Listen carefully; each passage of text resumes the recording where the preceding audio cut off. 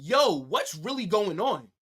Aston Villa have just been fleeced by Juventus in one of the weirdest transfer deals that we'll probably see this summer.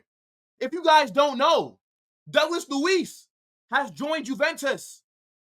And when I say that Villa have been fleeced, it's because this deal just doesn't make any sense to me. They basically sold one of their best players to Juve for a total package of 50 million. And they're not even getting 50 million all in cash because it's a player swap plus like 20 something million. And this deal was supposed to have Weston McKennie in it, but that didn't end up happening because him and Juve couldn't figure out an exit for him to leave the club. So then they had to take McKennie out the deal. They added some defensive midfielder from Argentina named Enzo Barrenechea, and they paired him with Samuel Iling Jr. and like 28 million. And that was apparently enough for Villa to sell their most valuable asset. Go check transfer market. Douglas Luiz is valued at 70 million. And they just lost him for a total package of 50 M's. This is a huge W for Juve. And I don't know who the hell negotiates the transfers for Villa because they've been doing great business the last few seasons. Since selling Jack Grealish, they've built a very good squad. But he's out of his mind with this deal. I don't see how this benefits Aston Villa at all. Douglas Luiz is the player that you could have probably got 80 or maybe even 90 million for.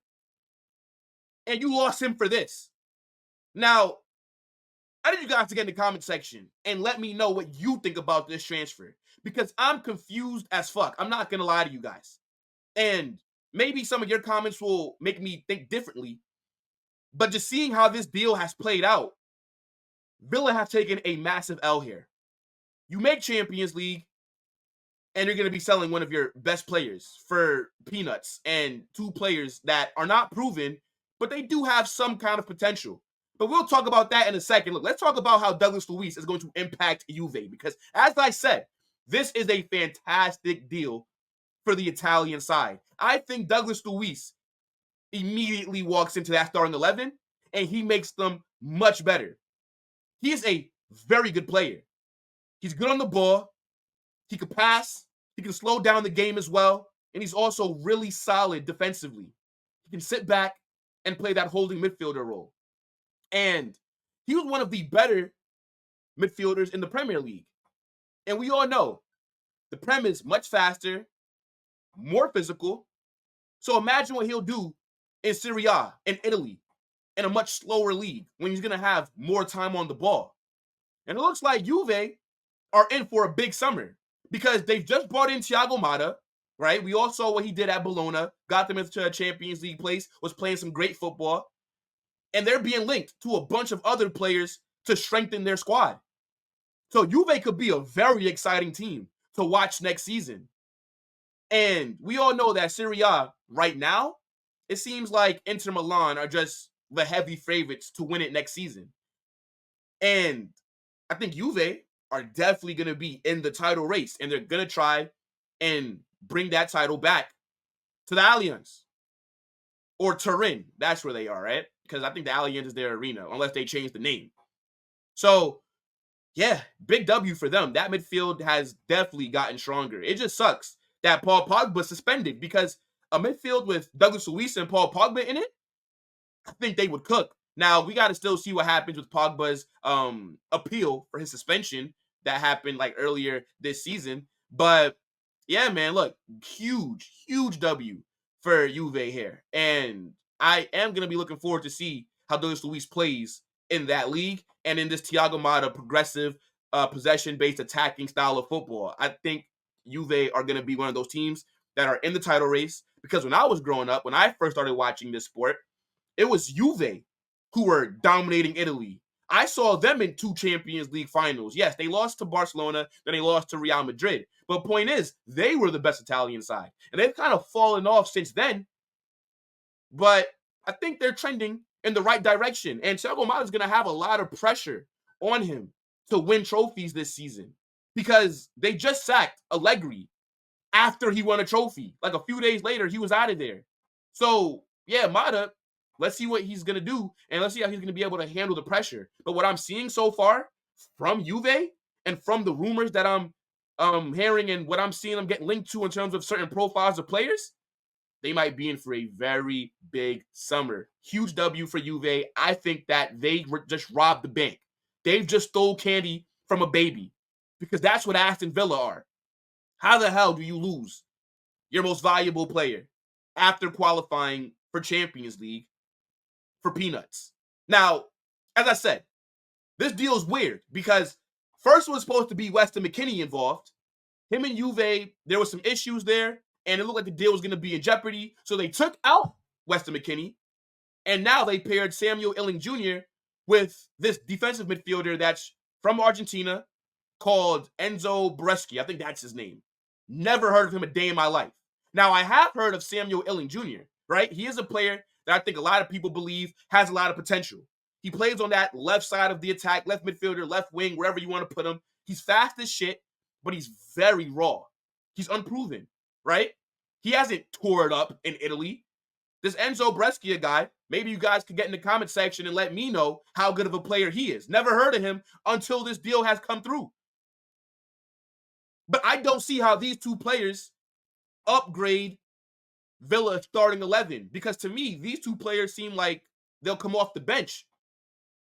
And now Villa, for as good as they've been in the transfer windows these last few seasons, they have a massive hole in that midfield. I know Barrenechea is a defensive midfielder, and he would be the player that I guess takes the spot that Douglas Luiz has left. But is he good enough for the Prem? I'm not too sure. Samuel Iling Jr., is he good enough to start for Villa? I'm not too sure. He's English as well, and I think they were saying that he was keen on this move because he gets to come back to England. He's going to be playing for a Villa side that's going to be in the Champions League. And I think now that Jurgen Klopp has left Liverpool, Villa now have the second best manager in the league in Unai Emery. Look at his CV. Don't talk to me about Arteta or any of these other guys until they're able to win what Unai Emery has. Because people are going to probably say, oh, Unai Emery's not the second best man. Arteta's better than him. What would Unai Emery have done if he was given the amount of time and the amount of money that Arteta's been given at Arsenal? Imagine if he was backed as much as Arteta has been. But he had to follow up Arsene Wenger. So he was never going to really get that much time unless he smashed it right away because you never really follow up a legendary manager and succeed, right? Like the crowd's going to be, or the fans are going to say, they're going to be impatient. They're going to be expecting you to do different things and they're expecting results. So he was treated unfairly at Arsenal, but look at what he's done so far since coming back to Villa. Well, since coming back to the Prem with Aston Villa, I should say. But yeah, this deal, I don't really get it. And I believe they had to sell Douglas Luiz due to FFP, right? I mean, maybe you guys can let me know in the comment section. I think FFP is a joke. I think it's way too restrictive on the clubs because there should be no reason why if I just qualified for Champions League, that's going to be bringing me in a lot of money next season. I should have to sell some of my best players. And they're going to miss Douglas Luiz. So let's see what Villa do the rest of this summer. It's good, right? You brought in Iling Jr., you brought in Enzo Barrenechea, right? Two young players that have potential, but you're in the Champions League next season. So that's another competition that's added on to your already demanding schedule with the Premier League, the FA Cup, the Carabao Cup. So you're going to have to do some good business this summer. You're going to have to bring in a few more players so that you guys can be kind of at full strength for next season. But losing Douglas Luiz, that has to suck. And I didn't think, if I'm being honest, once Unai Emery signed an extension with Villa, I didn't think they'd actually sell any of their top players. I know Ollie Watkins is another guy that's been linked to move away from Villa, but I didn't think they'd sell him or Douglas Luiz because they made the Champions League. So I'm just a bit confused. And then for a team like Arsenal, right, who's been chasing Luiz for like 2 seasons now, how do you just let him go to Juve without giving Aston Villa maybe a better offer to consider? He would have been the perfect partner next to Declan Rice in that midfield. And he's been linked to Arsenal the most. And I thought if they were going to sell Douglas Luiz, it would have been to them. But Juve got this deal done very quickly. And they got fleeced Villa, yo. I cannot believe this deal. It's very confusing. I think Iling Jr is the X factor, though, here. I think because Weston McKennie was supposed to come with him. Now they bring in Enzo. But I think it's the potential that they possibly see in Iling Jr that maybe got this deal over the line. Because, again, he is a player that he's shown promise. I've seen a few clips of him. I'm not overly impressed, but I'm not going to write him off just because I don't know that much about him, because maybe he can develop into a very good winger in the Prem.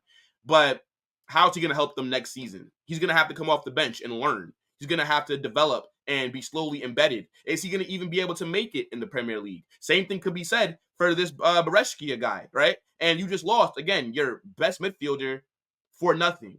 Even if Juve didn't include these two players and just gave Villa 50 million for him, that's still a bad deal because you could have gotten more. So Villa, for the first time in a few years, have done some terrible business here. And I'm going to be very interested to see how the rest of their summer window ends up shaking up to be. But, yo, get in the comment section. Let me know what you think about Douglas Luiz heading to Juve. Do you like this deal? Do you think like me? Are you confused? Do you think Villa got fleeced? I don't know. Just let me know what you think. I'll definitely be responding to you guys in the comment section. But don't forget to smash that like button and subscribe. I'm out, people. Peace.